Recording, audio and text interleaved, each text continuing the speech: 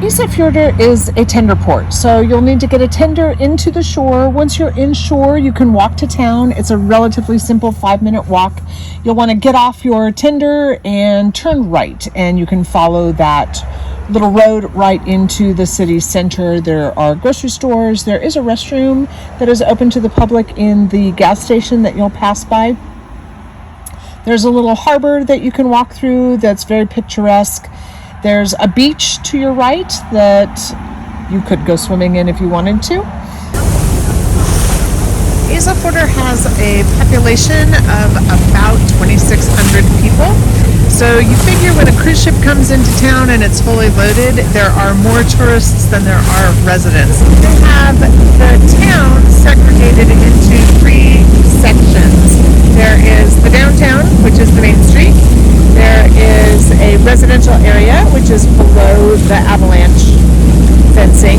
They have actually built avalanche walls, and it isn't meant to stop the avalanche, it just keeps the debris from coming down into the local housing areas so that the residents are safe from avalanche spillovers. But you will see other parts where they have very purposely left no building sites because of the chance of avalanches.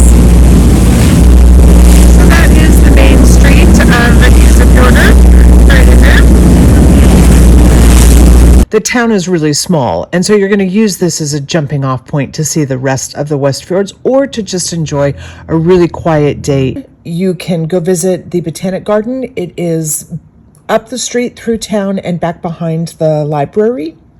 As the exploration hub for the Western Fjords, Isafjordur is your passage to the outdoors, wildlife, and wilderness.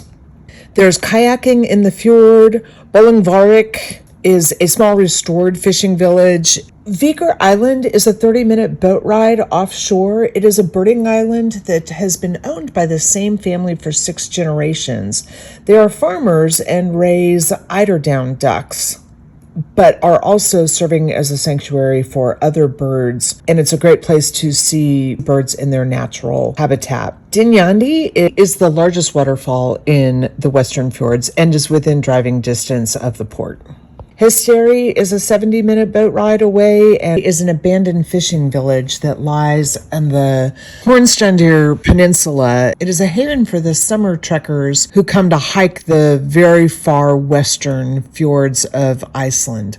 The village was completely abandoned in 1956. Previous to that, only about 80 people had lived there, but it did house a school and a doctor's office and some homes. There are summer residents who will come back, and the doctor's house has been converted to a guest house. Pingeyri is a fishing village, also a boat ride away, and there's whale watching in the area as well.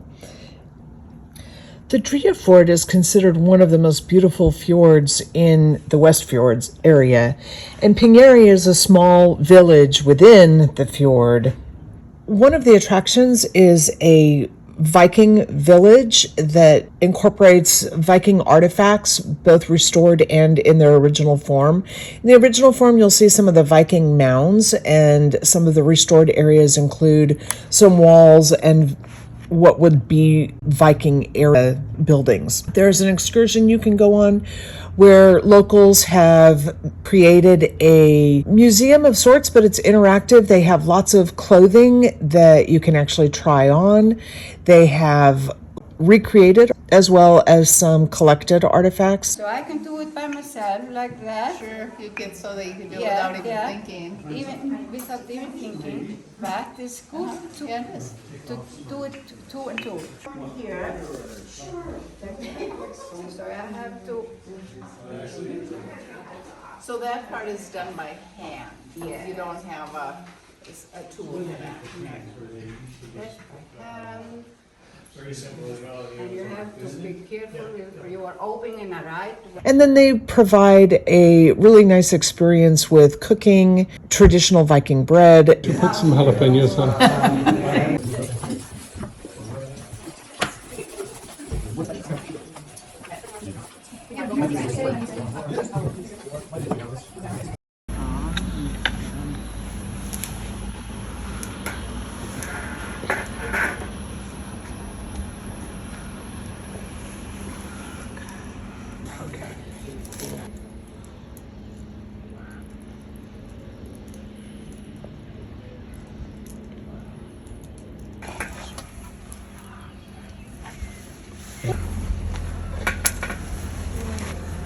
How you know when it's done? Just check it. No? Spit off a little.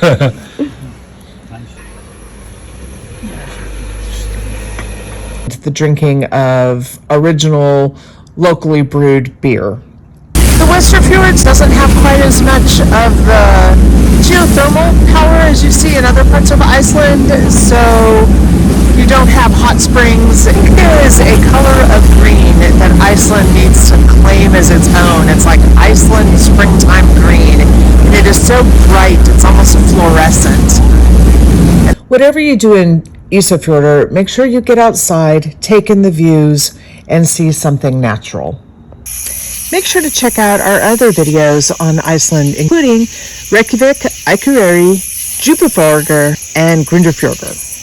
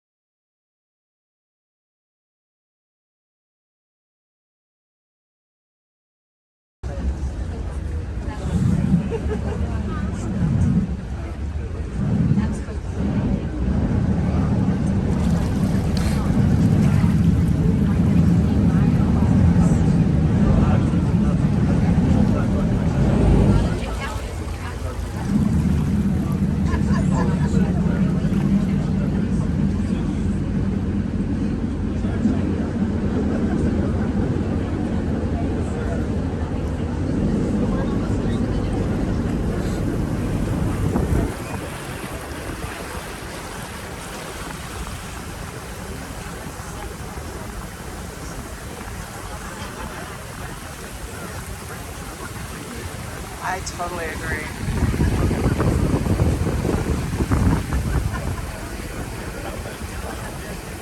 Right.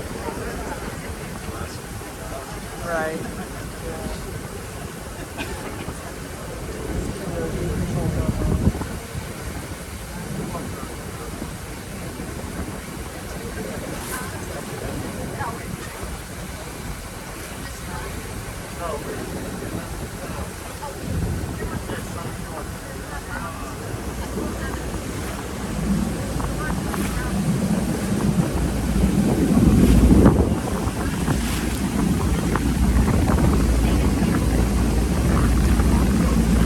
Isafjordur is a pretty tiny tender port. You're going to dock out in the sea and take one of the ship's lifeboats in as a tender boat. You'll get into shore. It's a fairly industrial looking harbor.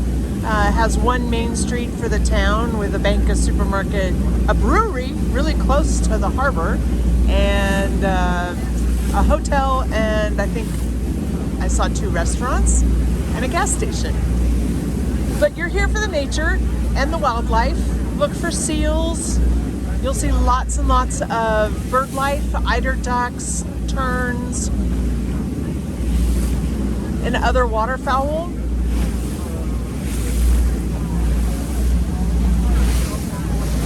The Westfjords, this part doesn't have quite as much of the geothermal power as you see in other parts of Iceland, so you don't have hot springs and you don't have quite as much of the water heating that you see in other parts of Iceland.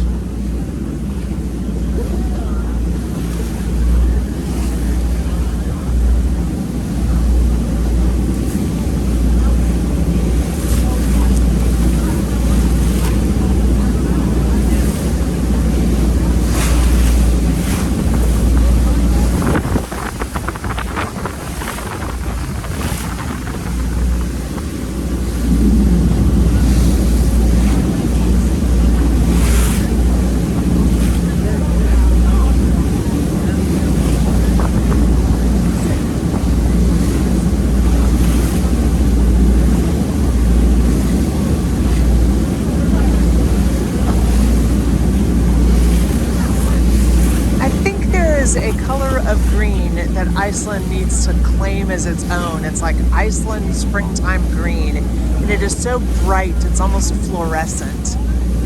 And the hills and the mountains are shrouded in it in the springtime and the early summer.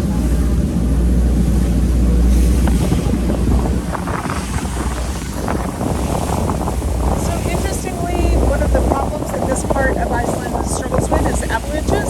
And so you will see on the mountains that they have actually built avalanche walls. And it isn't meant to stop the avalanche, it just keeps the debris from coming down into the local housing areas so that the residents are safe from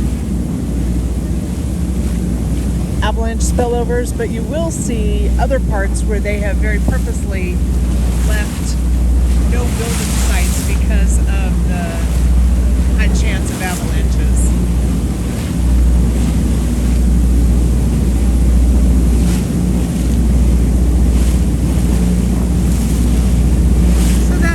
Main street of Isafjordur. It's right in there.